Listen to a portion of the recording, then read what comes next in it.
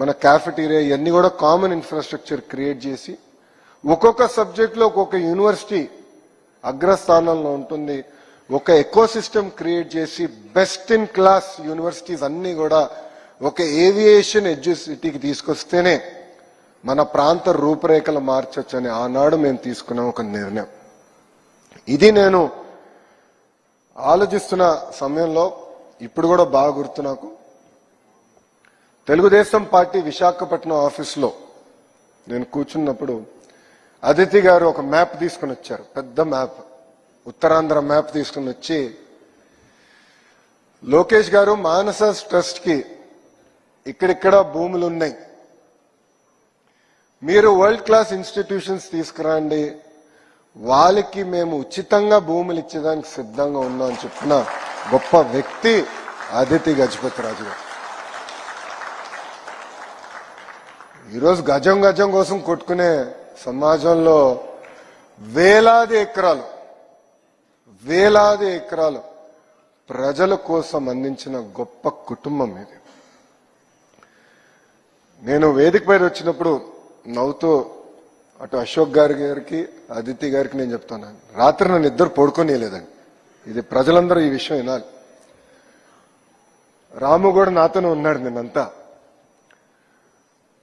ఈ MoU file రాష్ట్ర ప్రభుత్వం ఆమోదం తెలపాలి. సో నాకు రాత్రి ముఖ్యమంత్రి గారి కార్యాలయంతో నేను ఫాలోఅప్ చేస్తున్నాను, ఎందుకంటే గౌరవ ముఖ్యమంత్రి గారు పర్యటనలో ఉన్నారు, ఫైల్ తొందరగా క్లియర్ చేయాలని నేను ఫాలోఅప్ చేస్తున్నా. అప్పుడు గౌరవ ముఖ్యమంత్రి గారు సెక్రటరీ గారు నాకు ఫోన్ చేసి, ఫైల్ వచ్చింది, 90 పర్పెచువల్ గా ఉచితంగా భూమి అంటే లీజ్ కూడా కాకుండా ఉచితంగా భూమి ఇద్దామని ఈ ఫైల్లో ఉంది, ఇది సాధ్యం కాదు అన్నారు. అప్పుడు నేను అన్నా, దాతలు లేని ఇబ్బంది మనకెందుకు సార్ ప్రభుత్వంగా అన్నా. లేదు, ఒకసారి మీరు మళ్ళీ మాట్లాడండి, ఏదో టోకెన్ అమౌంట్ ₹1 పెట్టాల్సి వస్తుందేమో అన్నారు. ప్రయత్నిస్తాను సార్ అన్న. అశోక్ గారికి ఫోన్ చేసేంత సాహసం నేను చేయాల. అదితి గారికి ఫోన్ చేశా, సస్యమేర ₹1 కూడా ఒప్పుకోలేదు, వాళ్ళు ₹1 కూడా ఒప్పుకోలేదండి.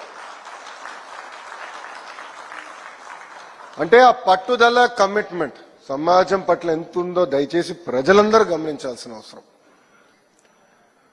ఒక గొప్ప మనసుతో మా కుటుంబంలో ఏవియేషన్ బ్లడ్ ఉంది, మా ఫ్యామిలీలో ఒకరు ఆనాడు బ్రిటిష్ కాలంలో ఒక పైలట్ లైసెన్స్ రావాలంటే చాలా కష్టమైన పరిస్థితి, అలాంటిది మా కుటుంబంలో ఒకరికి వచ్చింది, ఏవియేషన్ లో మా బ్లడ్ లో ఉంది, మా మానసాస్ పేరు పెట్టారు, అది చాలు మాకని చెప్పిన గొప్ప కుటుంబం వేదిక మీద ఉన్న కుటుంబాన్ని సభాముఖంగా ప్రజలందరికీ తెలియజేస్తున్నారు. ఇది నేను ఎందుకు చెప్తున్నానంటే, ఆలోచనలు రావచ్చు, చేయాలనే తపన ఉండొచ్చు, కానీ కలిసికట్టుగా వచ్చి ఎస్ మీరు నడవండి, మీరు చేయండి, మీకు అండగా నిలబడతాం అని చెప్పే వాళ్ళకి చాలా తక్కువ మంది ఉంటారు. నిజంగానే ఈ సభాముఖంగా అశోక్ గారిని, అదేవిధంగా ప్రత్యేకంగా అదితి గారిని, వాళ్ళిద్దరికీ నా హృదయపూర్వక కృతజ్ఞతలు తెలుపుకుంటున్నాను. ఈ ఎడ్యుసిటీ అనేది కేవలం రాష్ట్రానికి, దేశానికే కాదు, ప్రపంచానికి ఒక ఆదర్శంగా నిలబడబోతుంది. ఆనాడు ఎట్లయితే మనందరం కథలు విన్నాం ఐఎస్బి గురించి,